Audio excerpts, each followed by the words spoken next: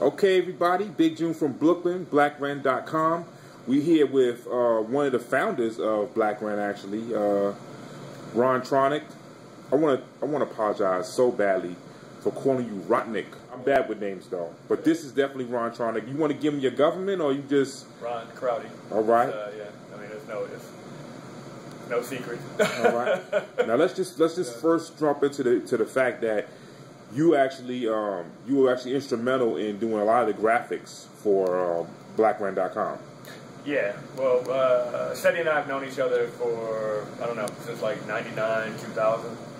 And he approached me about doing the when he was starting to do a blog, and he wanted to leave doing just a blog spot thing off of Google. He approached me about doing design work, and I have a company, so myself and a friend of mine, my right-hand design person, we put together the original Blacren, and then the latest version of Blacren, as you see it now. That was our thing. Which we love, by the way. Which we love. Yeah. I love the format on it. Yeah, well, it's a template, but we modified it to Blacren specifications. Now you say you have a company doing graphics. Yeah, Smart Bomb Creative Studio. Been in business since 99, 2000. Wait, that was when you came to New York? I got here in 94. 94, so you're from? Flint, Michigan. All right. Yeah, holding it down for Flint Town. All right. But yeah, I had a company, previous to that I had a company called 52mm with a couple other people. And splintered, we basically splintered off and started Smart Bomb with a friend of mine.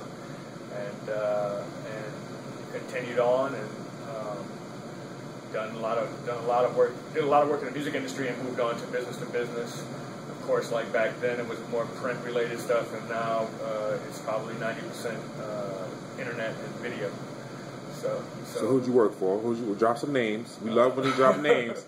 Who'd you work for? I would say I claim the fame as Ghostface Killer, Iron Man album package, Company Flow, Fun Crusher Plush album package, and LP's latest one, Cancer for Cure.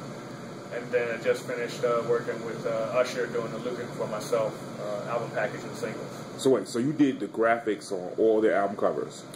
Yeah, well, art direction and creative direction. So, I'm either overseeing it or involved in some way. So I've put everything together, and what you see is the final version of myself and a group of people that came together to create whatever needs to be created. So you're saying you're the boss man? In a sense, yeah. HNIC? You HNIC up here? Yeah. Okay. All right. See, I heard that. He was in charge. Yeah. We were supposed to talk about you and your Grammy nomination.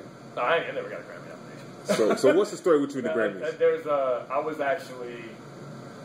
I think that all came out because somebody found out that I was a member of NARAS, which is the National Academy of Recording Arts. Okay. Science. But all it is that I can vote. I can vote for the Grammys. So like, if once you get in, you vote within your genre, and you can vote on all the popular stuff. So like best album, best single of the year, all that kind of stuff. You get to vote on that automatically. But then you can vote on the things like, for me, it would be best album packaging. But I've never been nominated. I've tried to nominate people. Yet. But yeah, that's I think that was a long-standing rumor. That you're a premier DJ for Blacren.com. So how did you get into DJing? I had a label. It was it's actually all kind of one piece. Smart Bomb was actually a graphics part that came out of 52mm, which was my original company. And then a guy that worked with us that I went to college with named Nate Harrison, he was doing music, and we formed a label called Tosha Labs. That was an electronic label. We did compilation work, and we basically were pre-Napster and pre-iTunes and all that, where we actually we had a server, and we actually put all our music on a server and did all of our stuff kind of digitally, where we reviewed each other's music and gave criticism, even like dropped samples and things like that into one server, and people who were involved in the compilation dropped their music in, and we decided what was going to be released off of that situation, and then built out the CD and packaging from those things. And we later started getting called to do shows. So neither one of us were prepared to do anything like that, but we weren't going to give up the opportunity. So we basically put everything on CD, and I bought a CD mixer and basically started teaching myself how to mix. Wait, what year was this? What year was that?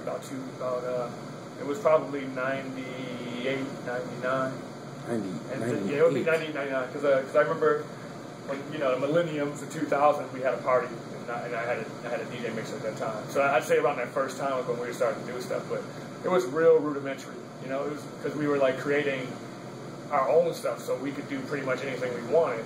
We weren't really following any rules like, you know, crossfading at the proper point or anything like that. We were actually creating quote unquote electronic art, you know. And then as time went on, we started getting called to do certain stuff, and I was actually the guy in the crew that was the DJ, quote unquote. So I was learning how to DJ and basically bought like CD mixers and that kind of thing and started like teaching myself how to DJ. And I was doing stuff with vinyl, but I didn't have any vinyl. Actually, I didn't mention before, I had vinyl and lost it all in fire. Oh man. So I had 2 fires and I lost like everything in a fire. So I was kind of like stuck in the digital side, which was not a big deal for me. That's called getting Q-tipped. That's what it's called. Pretty much, yeah. A few times I've gone down to Botanica. You're always jamming. Oh, thank you. Yeah, you know what I'm saying. Yeah. And you know, I know you work with somebody else. I'm not gonna say his name because I might not give him. Oh, the gun seller. Yeah, Matt Rockman. Yeah, we've been working together for 10 years now. We actually celebrated our 10-year anniversary of the party that we have at Botanica, which has gone by a few different names. Now it's called Adventure People. It was called Tightrope at first, which was over in the Lower East Side. Then we switched it to High Wire once that place closed. Then we moved to Botanica. And then we just wanted to switch it up a little bit from there, and we called it Pocket Porn. And now we were getting a little too sexy for people, so we decided to call it Adventure People, which is a lot more of a generic yet straightforward name, and I think we'll probably stick with that for a long time. Even though I like Pocket Porn, Pocket Porn was good. And I was taking some projects, like some DJ event projects, and people were like, "What is this Pocket Porn?" Oh my god! You know, like. You know, it was a good conversation, but sometimes it was like, I don't even know how to explain this. Yeah. So wait. So you guys, you still perform that show every Thursday night, 9 o'clock until close. It's been going on for quite a long time. It was this Thursday coming up, and actually just last Thursday, we had H. Prism, aka High Priest, from Anti-Pop Consortium. Okay. He did a live set of his own original beats, and actually the recording is going to be up sometime next week, because we recorded it. We recorded the whole set, so we'll probably have the whole set up in pieces, like DJ sets, like one part of his DJ set, one part of mine. But specifically, his live performance of his own tracks will be up relatively soon, within the next week. So if I'm watching this from the UK or whatever, and I decide to come to New York, how do I get to Botanica? Houston between Mulberry and Mott. It's the only place open. Okay. Is there no charge? It's actually is there a building number? 47 East Houston. Okay. And it's actually the old knitting factory. It was a knitting factory before it moved downtown and then moved to Dumbo. But actually the place has been known for the best cheap drinks in the city for about 5 years. The best cheap drinks is that from Zagat? That's from Time Out New York, actually. Oh, okay. Yeah, Time Out was talking about them. We actually have been written up a few times for fun, like what is it? Cheap things to do. Oh, something like that. Cool. So, you know, if you don't have much money, you can probably go in there and get you a few beverages. Get your buzz on. Enjoy yourself to the musical stylings of Rontronik and the Gun Seller. So, it's a good time. Every Thursday, 9 p.m. There you have it. This is Big June from Brooklyn. Rontronik, Blacren.com. Peace.